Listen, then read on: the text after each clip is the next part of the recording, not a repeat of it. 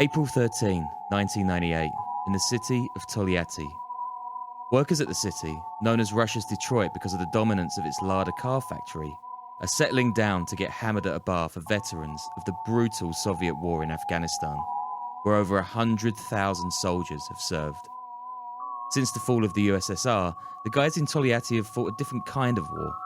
From 1992, dozens, if not hundreds, of mobsters have been dropped, often with battle-worn AK-47s, by gangs that sprang into life under the thawing years of glasnost, and saw a chance to seize control of Russian industry when the Berlin Wall and communism fell apart. A series of so-called racketeering wars have targeted sprawling Tolyatti, with warring factions from the local region and ethnic Tatars fighting to command every step of its massive production line, from windscreen wipers and tyres to trucks and even spare parts. By 1998, 3 of these wars have exploded and died, gunfights a daily occurrence, and bodies tossed into the frozen waters of the nearby Volga River. Media who report on the violence are targeted, hunted down, and killed. The Kremlin, hobbled by corruption and poor leadership, is finally taking proper notice of its motor city. Public outcries at boiling point. Even then, nothing's going to prepare Russia for the bloodletting that April evening, when a group of masked, camouflaged men burst into the veterans bar and spray it with machine gun fire, killing over a dozen men.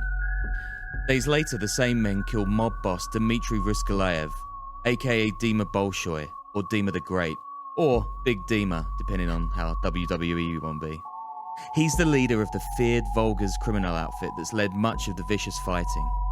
In seconds, the assailants have broken the backbone of Bolshoi's Mafia and laid waste to a third wave of the Tolyatti Gang Wars. Dima the Great gets a capo's burial in a Tolyatti cemetery famed for its wild gang mottos. Local cynics dub it the Alley of Heroes. But in Moscow, there's no talk of legends. The Veterans Bar Massacre is the latest embarrassment for a Kremlin that's completely lost grip of its young nation to oligarchs, money laundering, and rampant gang crime. Internal Affairs Minister Anatoly Kulakov can't bear the heat anymore.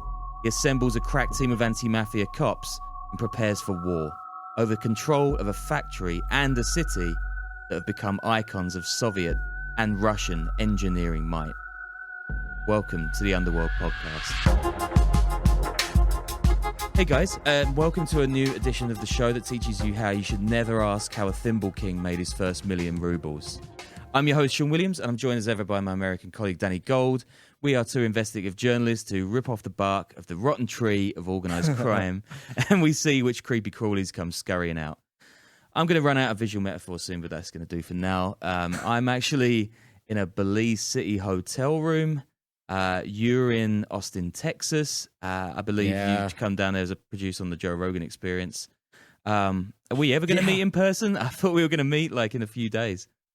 Yeah, sorry about that, man. You know, things happen. Alex Jones needed me to be here and be his producer. So, no, I'm not doing that. None of those things are true. And we should actually probably both be in Ukraine covering the situation right there. Should. But for now, this we'll talk about this different war, Mafia war. And this podcast, it'll have to do. And I think it's actually an amazing episode. From what I understand, this might be the first time this has been reported in English, no? I think so, yeah. Like, I've not seen anything about this stuff in English. There's loads of, like, I don't know, feature articles and documentaries and YouTube videos in Russian, but nothing to date. Maybe, you know, some editor wants to send us out, but maybe it's going to be a bit hard to get to Siberia at the moment.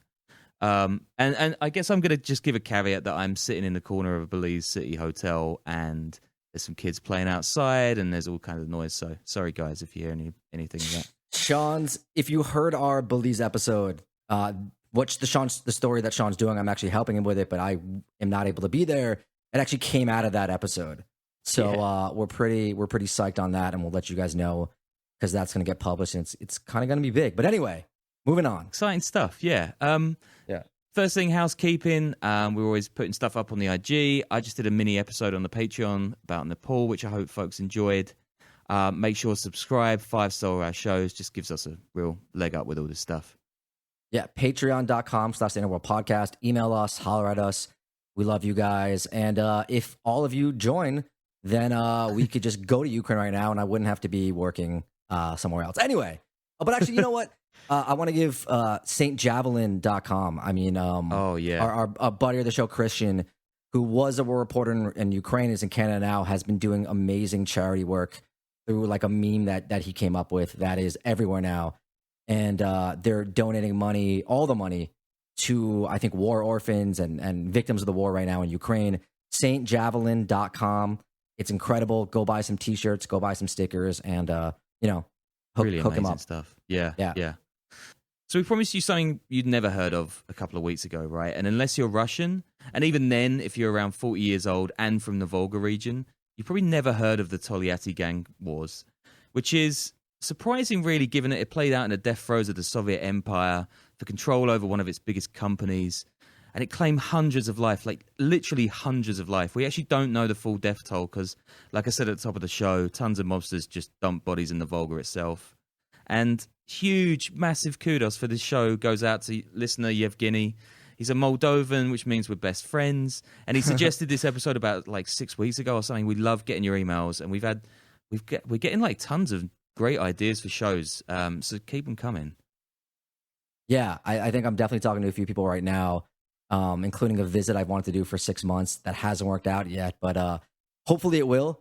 And yeah, definitely do all the work for us. We really love that as well. Yeah, write the shows. Cool.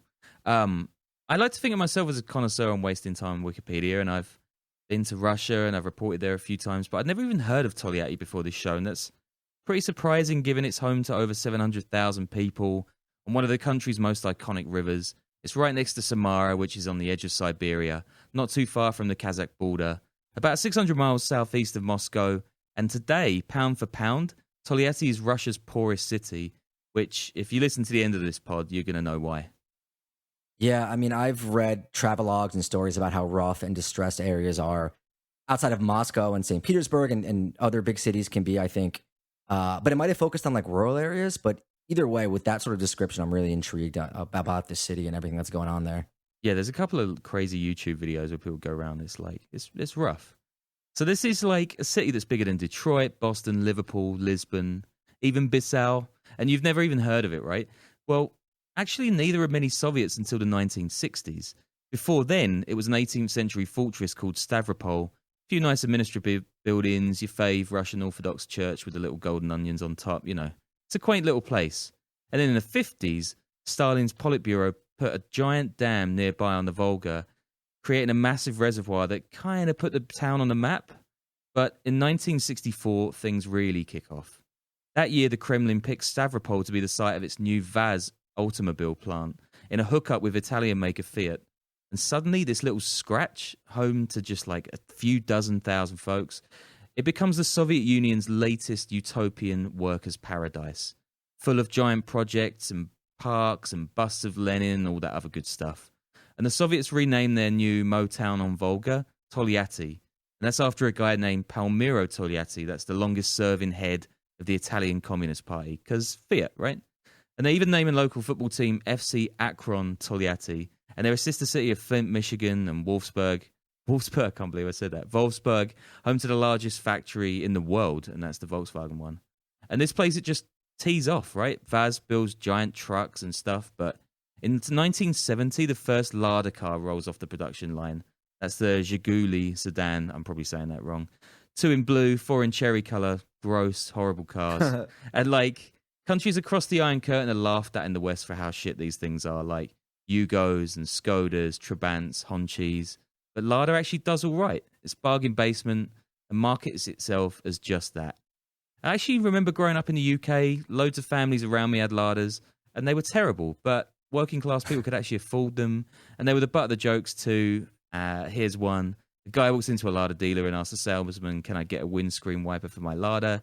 Salesman says, "Yeah, seems like a fair swap." Good. Yeah. I got, okay, that was half a laugh. Here's one more. How'd you double the value of a Lada? Fill the tank.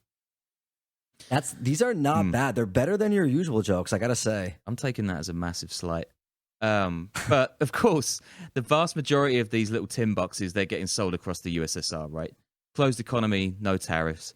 But the foreign success of Lada and Tolyatti is a major boost for the Soviets heading into the 70s and 80s. The economy's struggling. Chernobyl's wiping billions, if not trillions, from Moscow's budget.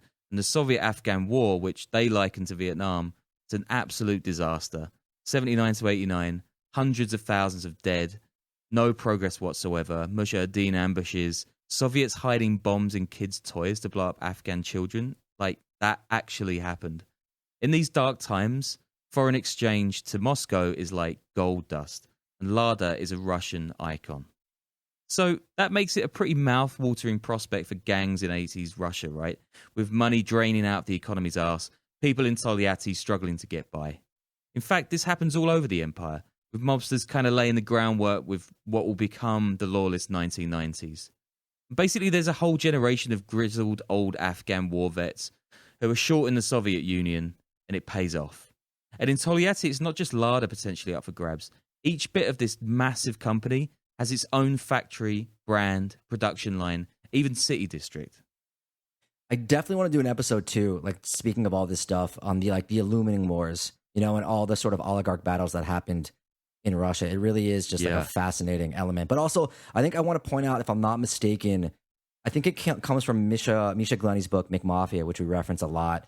He kind of talks about how the mafia soldiers, right, where the vets became the mafia soldiers as opposed to the kingpins, no? Yeah, I remember reading that. Interestingly, I've been in touch with Misha Glenny. I think I'm going to get him on the show, so that'll be cool. Oh, dude, he is like the epitome of like the OG, right? Yeah, of what we want to be. Yeah, his book's incredible. Yeah, it's amazing. Says the Russian magazine Dilettante, quote, criminal gangs quickly realized that the enterprise, that's Lada, was a real El Dorado. But in Soviet times, no one dared to crush it for themselves. And pay attention here, because there are a few of these gangs in 1980s Tolyatti. One of them is called the Naparnikovskaya, named after its founder Vladimir Vodzvin, nicknamed Naparnik, or the partner. These guys first make money, believe it or not, make their illicit cash running thimbles games, which is basically the shell game, an ancient scam. You get someone to guess which of three shells a ball is under. You obviously do them over, right? Like proper end of the pier, circus clown stuff. But apparently in one single city in southern Russia, this is enough for like gangsters to make a few quid from. I mean, I don't know, maybe. It's 3-card Monty, right? Like the same thing. Yeah, exactly. Yeah. But also, I want to say, the partner, great nickname for a mafioso. Yeah, the partner is good, and it's like something out of like I can't say his fucking name. Yeah, it's like something out of a Tarantino movie. Like I'm going to see The Partner. Yeah, we got a few of these. We got a few of these. So another two old school racketeers at the time are Vladimir Aggie and Alexander Voronetsky, who formed the brilliantly titled Aggie Voronetsky gang. I mean, seriously, man, Russian mob names. They can't light a fart to the Glasgow ones we went through a few weeks back. You're doing pretty well on pronunciations, I gotta say. It really makes up for me being terrible. But like, what is this phrase? Couldn't light a fart. I've never heard that before. Like, who says that? I don't even know where that came from. Is that a phrase? Maybe it exists. Maybe send it back. Anyway. Yeah. And then in Tolyatti, right, there are younger guys. A major new gang in the city is the Volgovskaya, or Volgas for short, named after a nearby hotel and, of course, the river. The group's led by a duo named Alexander Maslov and Vladimir Karapetian. Don't worry about the names too much. I'll make sure you remember them by the end. The Volgas, they're kind of the mad upstarts of this show, and they would eventually become known as some of 1990s Russia's most violent and durable mobsters. And that's really saying something, right? Because weren't there thousands of mafia murders a year during that time? Oh, yeah. Plenty of them are going to get dropped as well. But for now, they're ambitious kids, and they meet up regularly at the Volga Hotel's ground floor bar. They get wasted, and they plot to take over Little Tolyatti, or Big Tolyatti. They call themselves the, quote, boys from the bar, but they're really serious stuff. Another name that I like. Yeah, it's pretty good, huh? And they break off into smaller, more nimble groups to plot their campaign. And they actually enlist the help of a boxer and a former Special Forces soldier for advice on how to combat their potential enemies. And then there's a fourth major outfit in Tolyatti called the Podarkovskaya. And that's led by a bodybuilder named Oleg Koroshev, a.k.a. The Gift. Now, that nickname might not be quite as immodest as it sounds. Gift in German means poison. I think it means the same in Russian. I may be wrong, but Koroshev could actually be the poison, but that's pretty cool too. Yeah, I think Glennie also talks about how a lot of these mobsters, or like the enforcers at least, came from sport, right? From like wrestling, which is really big in the former Soviet Union. So these guys naturally gravitated towards being enforcers. And I guess from that, you end up picking up AKs and you get to what you got here. I mean, it still goes on with the Chechens today, right? They're all like boxers and the MMA fighters, and they're all involved in like, well, some of them are involved in like Chechen gang crime. But yeah, so there's your four major gangs in Tolyatti in the dying years of communism, right? There are two older ones, and there are two new kids on the block. And then in November 1989, East Berliners tear down the city's wall. I don't know if you know this history, it's pretty vague. Germany's reunited, and the communist dictatorships of the Iron Curtain fall away like dominoes. Except for Albania, of course, which soldiers on till 1992. I mean, you got to hand it to them. It was really mad there.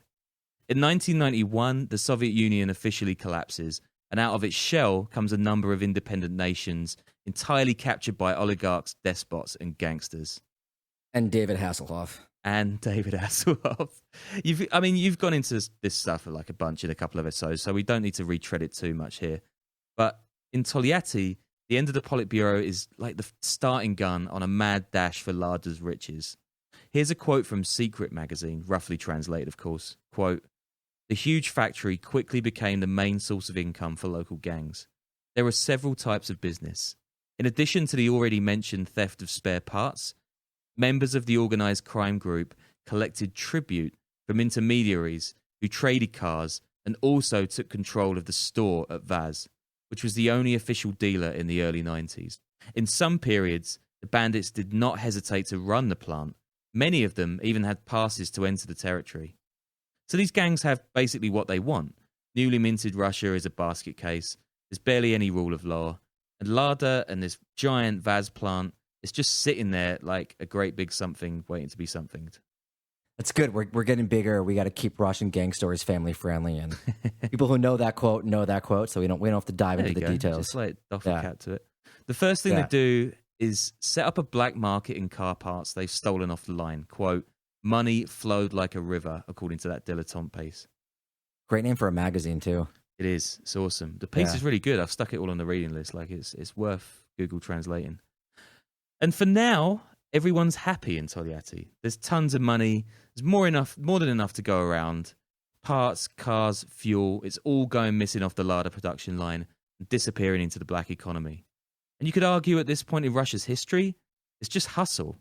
The Russian economy is going insane, hyperinflation, depression. In 1992 alone, retail prices across the country go up over 2,500%. That's like Zimbabwe level shit. And on one single day in 1994, called Black Tuesday, the ruble loses over a quarter of its value. The Soviet Union's safety net has disappeared, and joblessness is skyrocketing. No wonder the Kremlin barely had any time to give a toss about its little old clown cars disappearing off the line. Informal grey or black markets are propping up millions of people's lives at the time. Says a Max Planck Institute paper, quote, "In the post-communist era, entrepreneurial behaviour was legally rehabilitated and publicly legitimized. Shadow dealers became legal or semi-legal entrepreneurs. In the 1990s, it gave way to a mass of small cross-border traders or shuttle traders or chelnoki, bringing imported goods independently or by themselves from Turkey, China, Saudi Arabia, and Poland."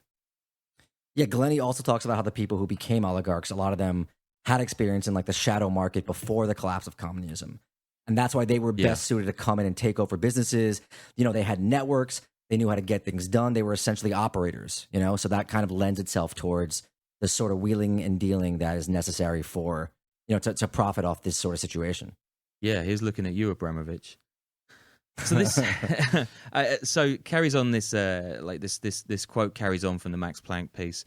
"This grassroots entrepreneurship did not become very prestigious, but it was quite a legitimate activity. The people started to back shuttle traders when the state authorities tried to suppress them. So in other words, the ruble's going mad.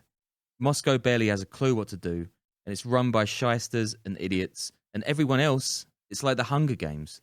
Music to a gangster's ears. In Tolyatti, the different gangs split up the company and the city into separate fiefdoms, and for a very, very short while there's peace. But the older boys, quote, yesterday's racketeers, as one article I read called them, these guys are not happy with the young bucks. and that these guys are taking a piece of their pie. These old guys are grizzled factory workers, most of them war vets. Why the hell are they ceding ground to Gen Zers who probably sit around all day playing Nintendo and listening to Nirvana or Kino or whatever Russian Gen Zers do?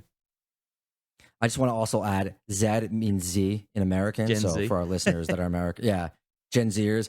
But also, I think I just remembered as you were reading that the thing I said about the collapse of communism and the guys that were operators and who knew how to work in the black market, that might have actually been from Amy Chua's World on Fire. So that's also a great book if anyone cool. wants to read something else. So yeah, it's excellent. Cool. So Anyway.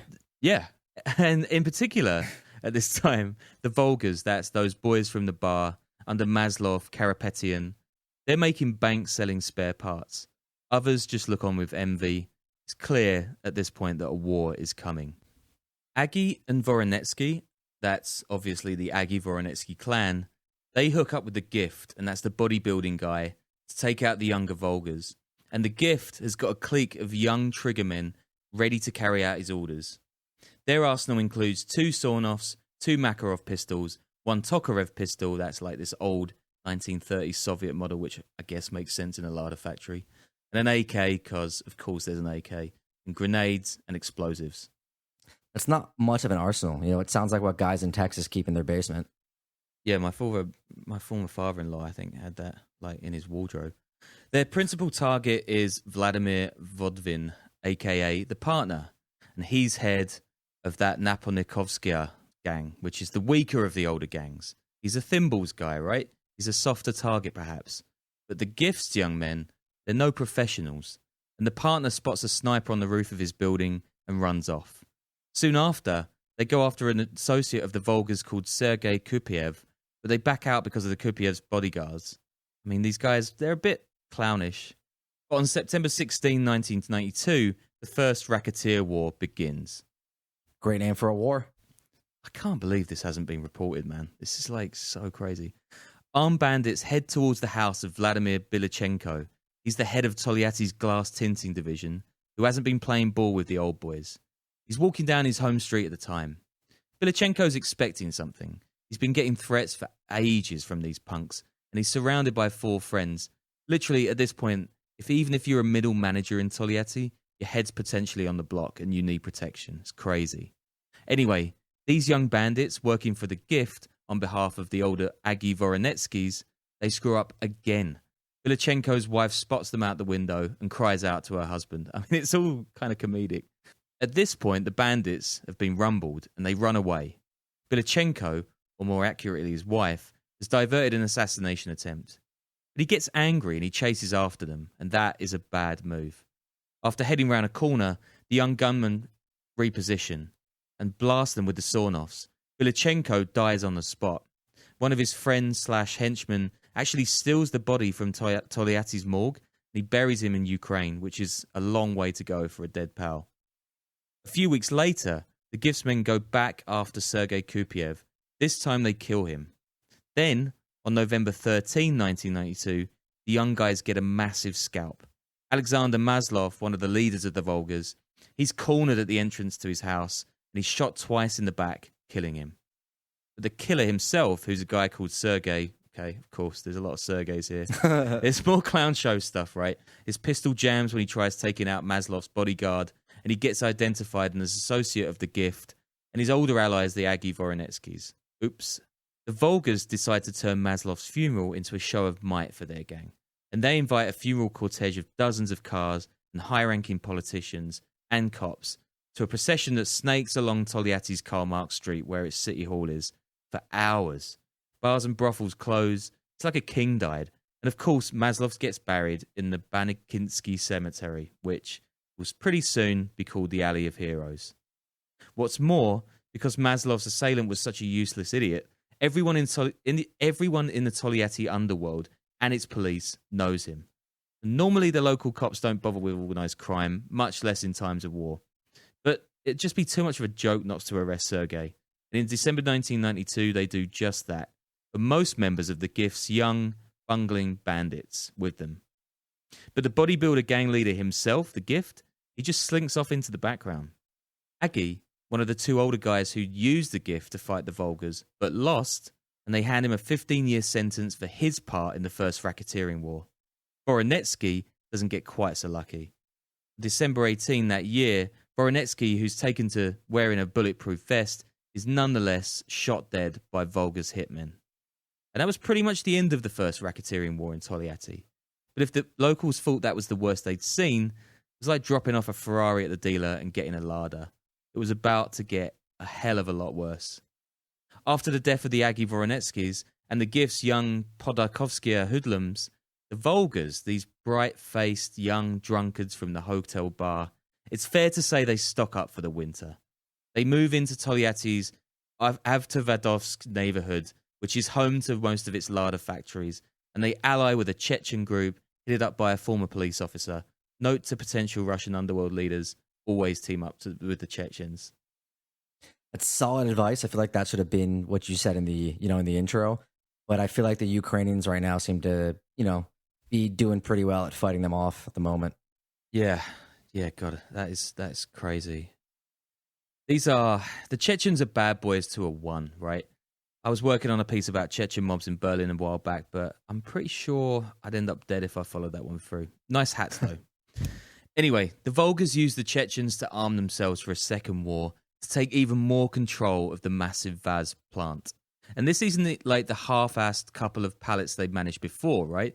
The Chechens sought them a full convoy of weapons smuggled into Tolyatti in secret bottoms in the back of Vaz trucks, enough to fill 4 warehouses. I mean, we're talking Dragunov sniper rifles, NATO Agram 2000 assault rifles, AKs, of course, PP-90 subs, and Bors, which are homemade Chechen submachine guns produced during the early 90s. And this is a time, remember, when Chechnya is trying to break free from Russia, is holding referenda in Ingushetia, and actually winning an extremely short-lived independence in 1996. I mean, we should definitely do a Chechen episode soon, because the place is just mad. Yeah, and fascinating, presence in Underworlds as well. I mean, have you been? I have not been. I would love to go. Yeah, I've been right up on that board, but not been. It's also, I mean, Kadyrov, he's basically a mafioso kingpin when it comes down to it, too. So maybe just an episode on him. Yeah, didn't people love, doing stories about his IG profile or something a few years ago? Yeah, I remember that being a thing. Yeah. Anyway, this firepower, this Chechen firepower, plus, of course, a job lot of grenades, and the Volgas are pretty well placed to launch a second racketeering war in Tolyatti. In the meantime, the Lada production line is getting rinsed to an insane level. In 1993, 45 cars disappear in the central production department and 130 in the assemble and body shop. I mean, whole cars. And on July 21, 1994, this is just one night, car parts worth almost 10 million rubles are stolen from the factory. According to my maths, and I could be wrong, I think that's like hundreds of thousands of dollars in today's money. In car parts alone, says Dilettante, quote, everything that was good or bad was dragged from the Volga automobile plant and then resold. And then, when you can't steal anything anymore, you light a match. Beautiful. Mobsters also started doing something called kidnyak at this point, which is a scam where cars were sold under fake bank guarantees and none of the money would make its way back to Vaz, of course. And this makes the gangs of Tolyatti many millions of dollars each year. Says an investigative journalist at the time, quote, at the factory, everyone soon became used to the presence of guys in tracksuits with shaved heads. Just sounds like home, really. They would walk up to the conveyor and say, that car, and that car, those are ours. And they would put a marker on the windshield so that everyone knew who the cars belonged to. Everyone understood that the factory had been occupied. There existed an internal administration that was controlling the whole process. I really wish some fashion magazine would just do a history of the tracksuit in Eastern Europe. Just some feature on it. I feel like it'd be incredible. Feel free to deck us out in gear if anyone's listening to this as well.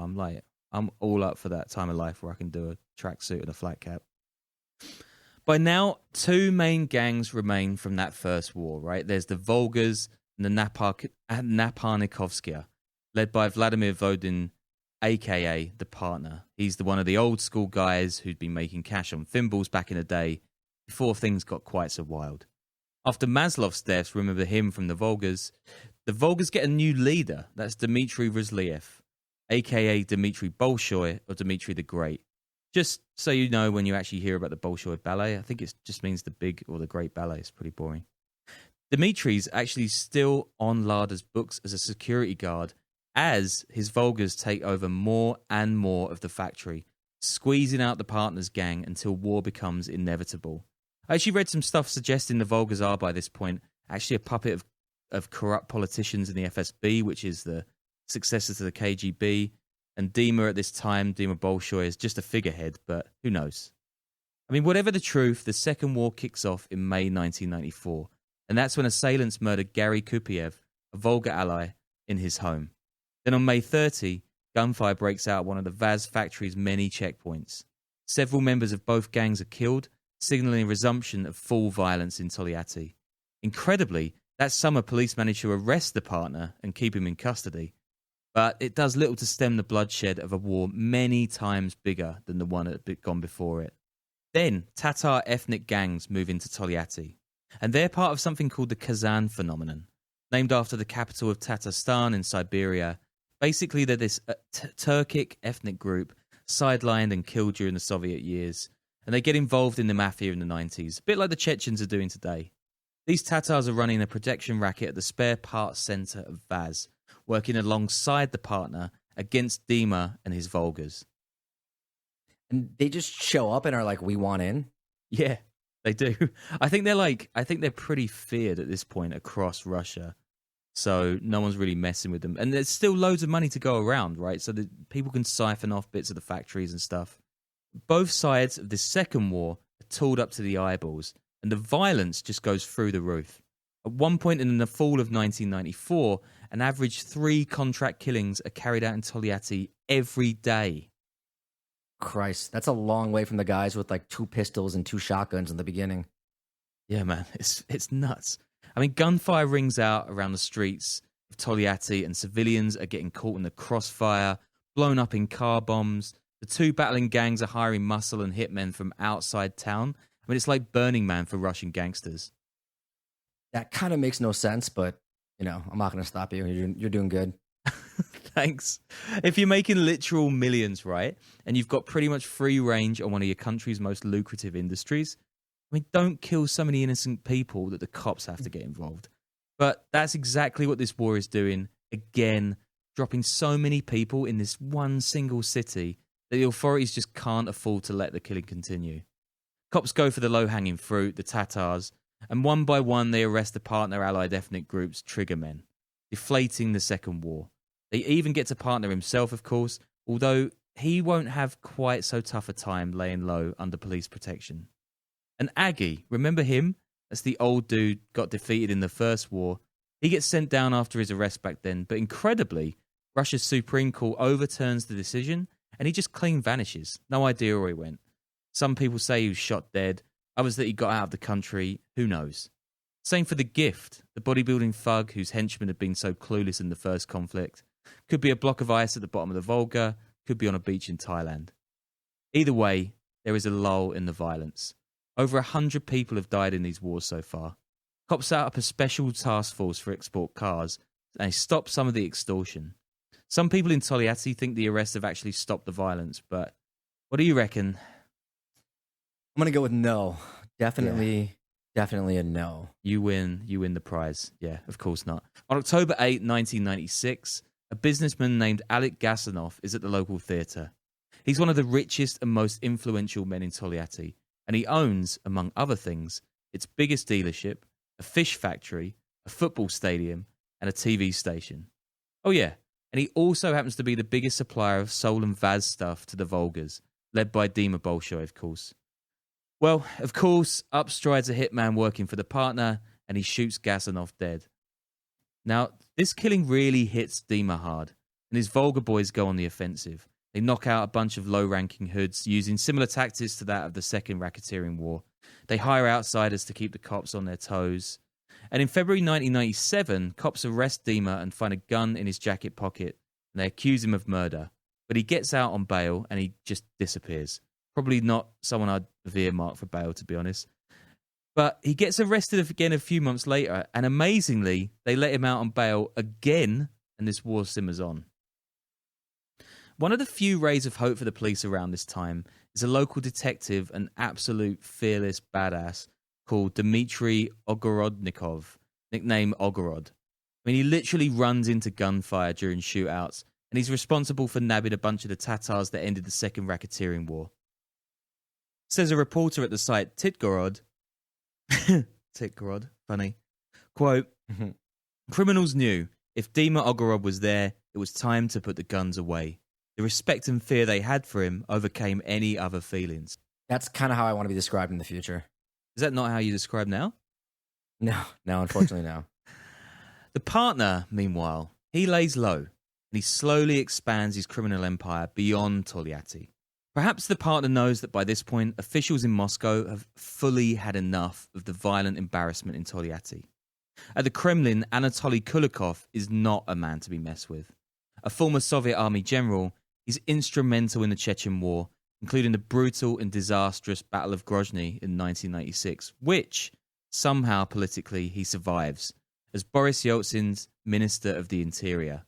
By 1997, Kulakov has set up a special anti-gang unit to combat the Izmailska Mafia, which was then led from Israel and since has been heavily rumoured to have worked with Vladimir Putin to help his political rise. Got them on the list. We're definitely going to do a show on them. Is that related to Mogilevich or no? I think yes. I'm going to say yes. I'm pretty sure. But yeah, probably someone's going to write it now. Anyway, as part of Kulakov's anti-gang measures, he sets up something called Operation Cyclone, good name, with SOBR SWAT teams of cops, and they just pile into Tolyatti. And this will be the beginning of the end for the city's mobs. They can't just waltz into the larder factory and steal everything. What's more, on April 13, 1998, masked men burst into the Afghan veterans bar in Tolyatti and pepper the place with machine gun fire. They kill over a dozen men in what will become the bloodiest and most shocking event of all three racketeering wars. 11 days later, on April 24, gunmen open fire on Dima Bolshoi's car, a Lada, shockingly, killing him and two of his bodyguards. His headstone in the Alley of Heroes reads, quote, "Don't worry, Dima, we got the guy who did you." First, great headstone.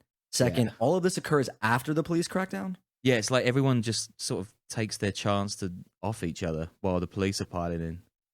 So, with Bolshoi dead, partner laying low, the Gift, Aggie and others missing presumed dead, and hundreds of others either buried in the Alley of Heroes or tossed in the river or the nearby reservoir from the dam, the era of two big mafias duking it out for control of Russia's Motor City is pretty much over. Kulakov gathers his new anti-gang squad too. They roll into town, they've got armoured vehicles, and this is what Russians affectionately can name the Battle of Kulakovo, which is also a major defeat of the Mongols by the Russians in 1380. I mean, Dan Carlin, eat your heart out. From what I read, this operation sounds pretty nuts though, right? They roll in with military equipment, they clear the factories one section after another. Says one report I read, quote, "The heads of the factory had asked for help from city authorities, regional authorities, and from the Ministry of Internal Affairs to help clean out the factory, because they were facing threats to their lives. Those who were in charge of things like the sale of spare parts or accessories, for example, would be attacked and beaten with iron rods." So, yeah, it's getting pretty out of hand. And throughout 1998, 99, and 2000, it's basically this dirty war scrapping for, well, actual scraps at the Vaz plant. Beaten back from the crown jewels of Lada, mobs begin extorting small businesses like pharmacies and convenience stores. And this is also the bloodiest period in Tolyatti. 20 businessmen are killed. In 2000, assailants strike famed detective Ogorod's car with AKs and they hit him 30 times. So the crackdown maybe saves the factory, but it just like spreads out. The violence just spreads out everywhere. Yeah. They basically keep them away from like the real lucrative stuff. So the big mobs kind of die down, but they just sort of like eat each other, turn into these like real scrappy little horrible gangs. And a blaze at a local police station at this time kills 57 people, but officials aren't sure whether it's arson or not. I mean, 57. The body count in this episode is nuts. Tons of files about the previous gang wars. They're also lost in the fire, which is, I mean, I suppose it's a police station, but yeah, pretty useful for anyone who's doing that. A bunch of would-be dons come and go, usually via a bullet or two. Essentially, the police are finally getting a grip. The big boys are dead, and their acolytes are reduced to stealing. The plant's back in the hands of the state, and Tolyatti isn't quite the cash cow it once was. When is this? Like, what year is this about? So this is like 2000, first couple of years of the 21st century. And this doesn't stop, though, a bunch of small-time crooks, right, just like we said, from causing what would still be a shocking level of violence in any city thereafter. And by the turn of the millennium, right, over 400 people have been killed in these wars. Journalists take a particular battering. And in 2002, the editor of the city's biggest newspaper, the Tolyatti Observer, is shot several times with a silenced gun outside his home as he's off to buy sweets for his daughter. So it's awful. In 2003, courts hear the case of dozens of mid-rank players in the Tolyatti Gang Wars. But crucially, the partner, he gets out. He flees to Spain, where he lives out his days in relative luxury, getting pink and fat on the beach somewhere between Malaga and Seville, according to reports. Although, of course, in true Underworld podcast style, he's got companies supposedly registered him in, guess where, Dubai. And that's pretty much, and that's pretty much your Tolyatti gang car wars, guys. Like 500 to 1,000 people dead, full-on military arsenals, a national brand completely taken over, stripped, hero detectives, a state assault mission, all in a city you'd never heard of. And what a great time to do an episode of Russia, which is a totally normal and cool country. So, boycott Lada. Yeah, that was great, man. Thank you for doing that. I hope you get to report it out sometime and someone sends you to Siberia to get this done. Man. But yeah, guys, patreon.com/Underworld Podcast, ad-free episodes, bonus stuff, all that, which we've been slacking a bit on because we've both been on the road. But yeah, give us some support so we can stop doing things we don't want to do and start doing things we want to do.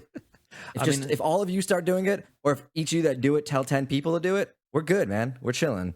Yeah, talking of things we don't want to do, I'm just about to step onto the beach and have a beer. So it's a tough life. Yeah, have fun doing the story that I did, that I pitched. That's now taking you to Belize. Anyway, great. Cheers. Things are working out great.